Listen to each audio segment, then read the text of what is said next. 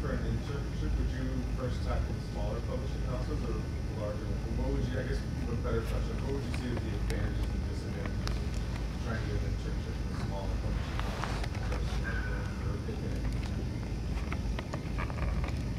I would just I basically just threw myself out to everywhere, like every place that I could. I applied to 50 restaurants thinking that I just wanted to get a job as soon as I could so that I could stay here, and nobody called me back, so which was strange, and so I have all this great restaurant experience, but no I had no job experience relevant to the literary world at all, but I said, you know, whatever, if people aren't going to call me back, I might as well go for what I want to do, and so I contacted like Howard, and then I contacted just basically, I went to LitQuick's website, I think, and they have a list of all the local zines and publishing houses, and so I just went down the list and, you know, sent it to as many people as I could. Strangely, like 3 days later, I had heard from 3 different publishing companies. What's wrong with those restaurants? I really am a good server. You know, there's many questions that the small press editing class put together, and I have them right here on my phone. And so one of the questions is, who is your favorite writer, book, poet, etc.?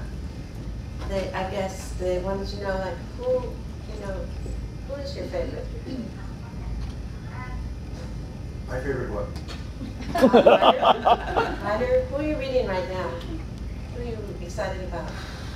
Well, what I'm really excited about is Glee, which is the second episode of this season is on. My daughter does Teach for America in Compton. She works with special ed kids, moderate to severe, and there's this incredible episode last season in which they have one kid in a wheelchair. What?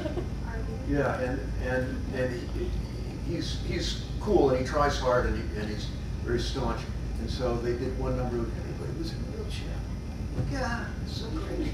No, but I mean, you know, they were all like rocking it. It was great. And then this horrible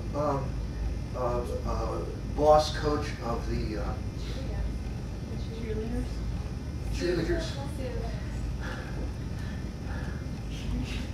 She goes and visits her sister who has Down syndrome, and she reads her children's story. It's so moving. It's just wonderful. It's on TV, right? And it's you know, this horrible high school romance thing, and then there's this wonderful thing that happens. And there's another Down syndrome girl student who goes after a cheerleader, and she, you know, she tries it. And that's great, you know. And in the midst of this other schlock, there's this tremendously touching stuff. And so that's very important. And what Evan's been telling you is on this line. I'm just backing him up. Is that no matter what you do, you can find the value in it. You know, I mean that's just basic existentialism. But no matter where you start, or where you get an edge, you know. I was thinking you could, if you wanted to start while you were in school, you could go intern for one of your professors, one of your creative writing professors, and say, you know, let me help you copy your stuff, right? Or let me pick up. There's one over there. Yeah, let me pick up your books at the library for you, or stuff like that. And because everybody needs help, and of course, smaller companies need more help than others because they don't have enough money to pay for it. So they'll always find a place for you to. And once you have your foot in the door, then you can kick them a little bit.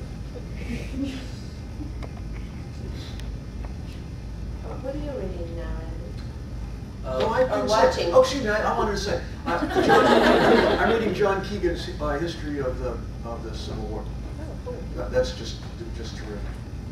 And the best novel that I've read recently is Abraham Verghese's Cutting for Stone, about a surgeon who starts out in Ethiopia and ends up in the Bronx. Very, very wonderful novel. Yeah, my mom just read that. She loved it. Did she like it? I got a prop to answer this question, just because it's relevant to what we were talking about earlier.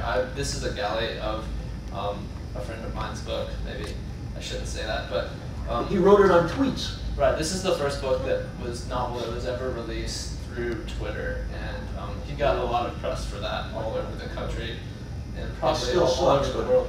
What's that? It still sucks, but. See, you know what? To be honest, I expected it to be not as great as it is. I think it's really good. Have you read it? Yeah. Yeah. I thought it was great. Pretty good. Well, that's what makes researching. That's good. Yeah, yeah. Well, so to elaborate on that question a little bit, basically for the last few months, all I've been reading is stuff from local authors mostly, which I've really on multiple levels, either whether it's galleys for reviews or profiles that I've been doing for the Chronicle, or whether it was even more local people sending stuff in for my reading series. And so pretty much everything that I get is local these days, and I'm kind of embracing that.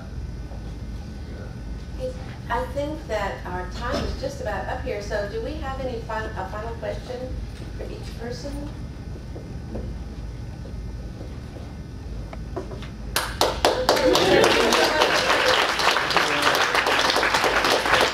Get out there, network, tweet, bring your professors coffee, do copies for them, And come to Quiet Lightning. and come to Quiet Lightning.